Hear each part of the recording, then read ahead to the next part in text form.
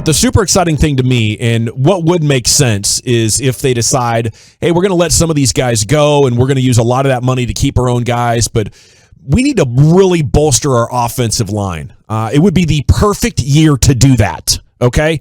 And at 877-881-1053, if they did let Cooper and Tank go, I know how a lot of you would react, but what if it was to reallocate where they're spending resources? Guys, we have 3 pass rushers. We really can't afford to be paying 3. We need to keep 2 and try to draft a 3rd and a 4th or develop a 3rd and a 4th. And guys, we don't need to be spending this many resources at wide receiver. Where we went wrong is getting too far away from our identity, is thinking we were going to be able to go more on a budget at multiple offensive line positions, and it crushed us. It prevented us from having an effective passing game and a running game.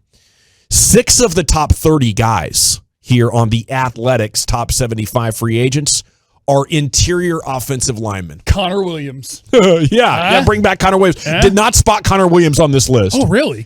Okay. Did he make the top 75? I don't know. Whose list is it? Athletic. This is the Athletic. Okay. They had 4 Cowboys. Okay. And I'll get you these 4 Cowboys here in just a minute. But amongst the offensive linemen here, you have Brandon Scherff, the offensive guard. Now, from what I can tell, $16 to $18 million for a player like Scherff. He was franchise tagged. Okay. So yeah, he's a pretty high ticket there, but really good player. Still is a good player. Yeah. Scherff is still a high-quality right guard, yes. According to Pro Football Focus. Yeah. He did not allow a sack and gave up just 1 quarterback hit on 398 pass-blocking snaps last season. Yeah. That's the top of the food chain there at the offensive guard. The Cowboys free agents, Gallup, Schultz, Randy Gregory, and Jaron Kearse there, your top 4 free agents. So I guess maybe Connor Williams is just out of the top 75. Now, number 12, Brandon Scherff. If that's too much, you could go to center of the Tampa Bay Buccaneers, Ryan Jensen.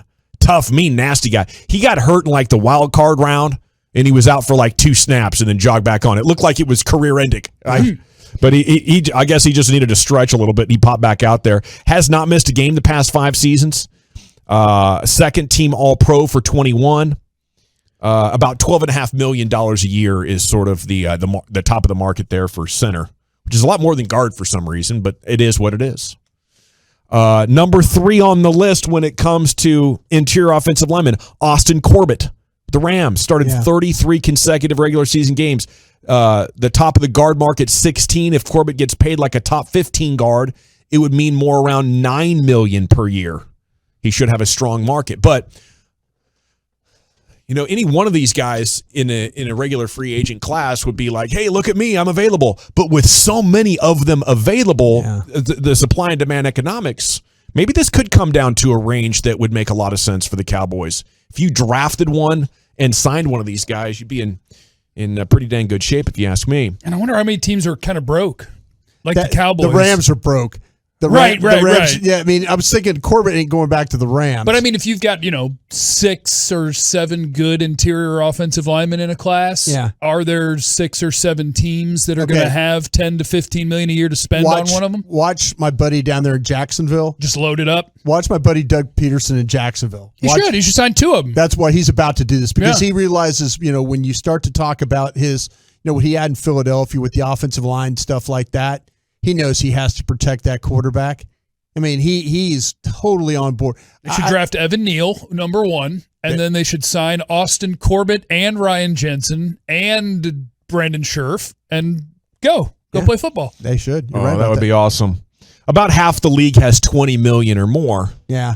But, again, this is going to be a supply and demand type of situation where, how many of those teams are going to have guard above everything else and then have the kind of money to buy 2 of those? Probably not many. 903 says the line problems are dated to Collins entering the lineup to the second.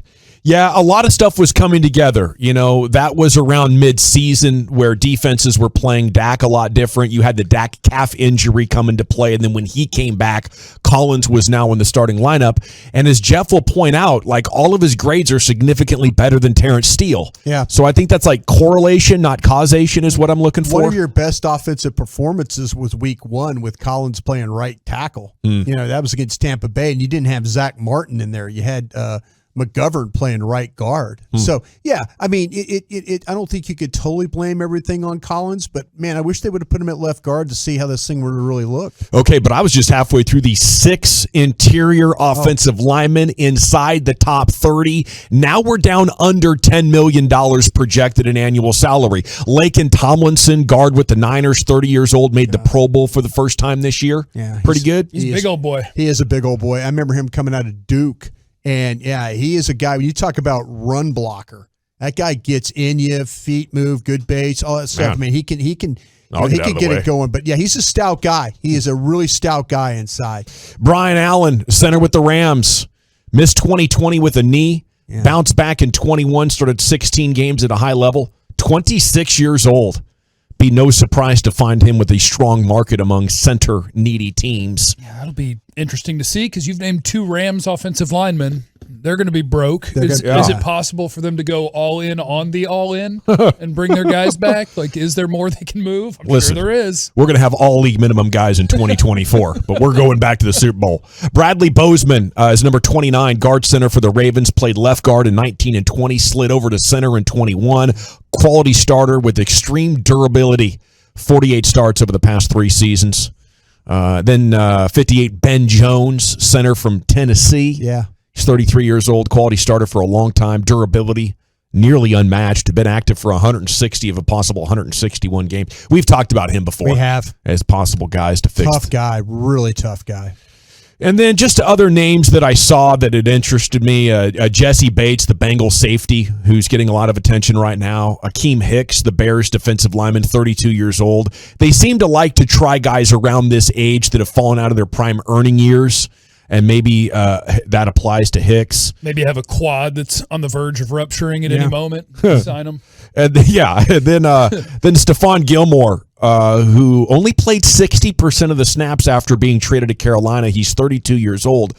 But on a per-snap basis, he was one of the most productive corners in the NFL this year. So I don't know what to make of Stefan Gilmore or what the market's going to say about him. But, it might be an opportunity to get a player who could possibly play at a high level.